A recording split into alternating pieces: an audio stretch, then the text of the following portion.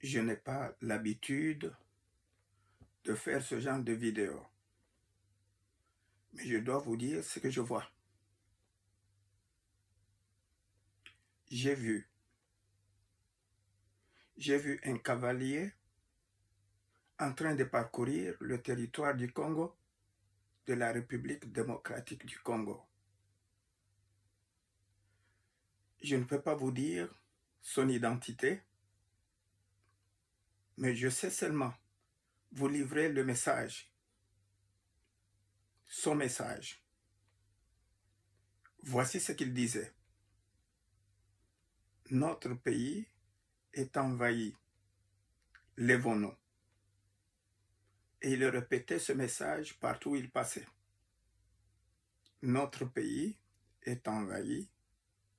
Lèvons-nous.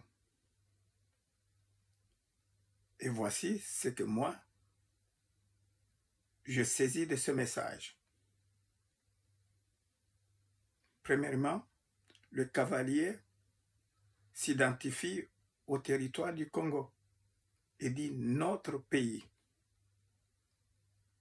Notre pays est envahi. Cela me fait penser à la vision du prophète Daniel. En effet, il a été révélé au prophète Daniel qu'il y avait un défenseur et qu'il y a un défenseur de son peuple. À mon avis, ce cavalier peut être le défenseur du peuple du Congo, de la République démocratique du Congo. Il doit y en avoir, d'après les Écritures. Il s'identifie, il dit notre pays. Nous pouvons lire cela dans Daniel chapitre 12, verset 1, où il est parlé de Michaël, qui est le défenseur du peuple d'Israël. Je ne dis pas que c'est celui que j'ai vu, c'est Michaël, mais je crois dans mon cœur qu'il y a un défenseur affecté par Dieu pour défendre le territoire, le peuple du Congo. La deuxième chose, il disait, lèvons-nous. Lèvons-nous, c'est un appel à la mobilisation. Lèvons-nous dans l'unité. Mais lèvons-nous pour faire quoi? Lèvons-nous pour combattre. Chacun selon sa capacité.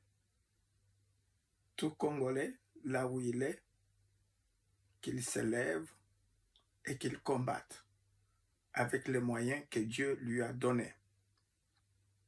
Notre pays est envahi. Lèvons-nous pour combattre. Unissons-nous et combattons. Jésus a dit, tout royaume divisé contre lui-même ne peut pas subsister. On ne peut pas combattre dans la division, en train de se déchirer, en train de cultiver la haine tribale entre nous, et cela ne mène pas à la victoire. J'ai vu aussi l'agresseur. On m'a montré l'agresseur. Il n'est pas une armée puissante comme on vous le fait croire. On nous le fait croire. Ce que j'ai vu au contraire. J'ai vu des gens démunis comme des enfants ramassés à la rue d'une banlieue. Comme des nains.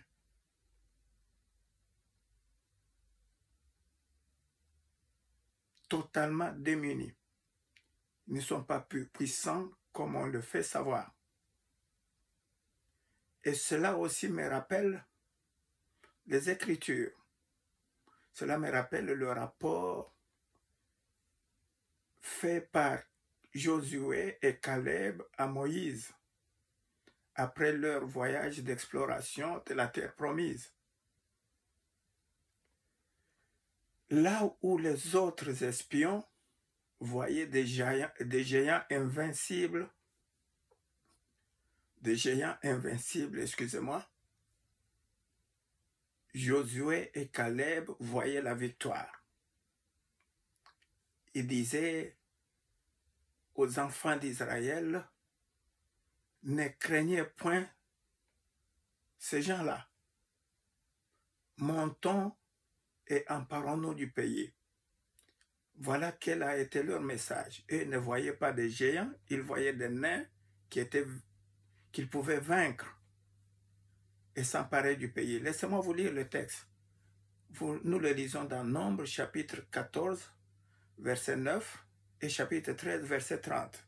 Je vais inverser un peu. Dans chapitre 14, verset 9, il est dit « Seulement, ne soyez point rebelles. Les gens de ce pays, c'est-à-dire la terre qu'ils devaient conquérir,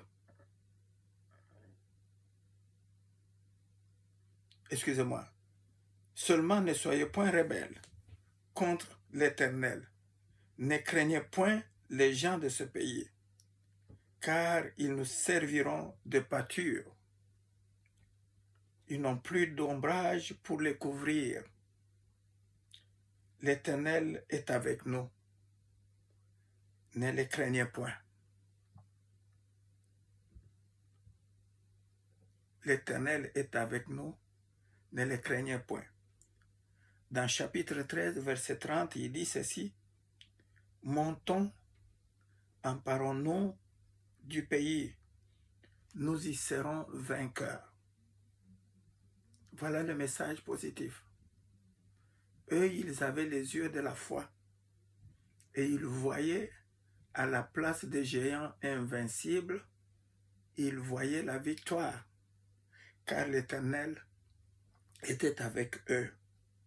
Et dans cette situation, je comprends que l'Éternel est avec le peuple du Congo, le peuple congolais, de la République démocratique du Congo. Le peuple est avec nous. Lèvons-nous. Montons et emparons-nous du pays.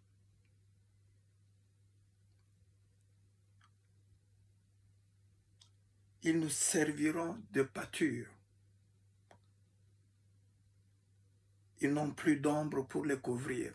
Dieu ne les protège pas. Ils ne sont pas protégés par Dieu. Il n'est pas avec eux.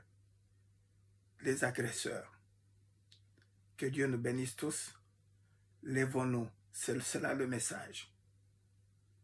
À bientôt.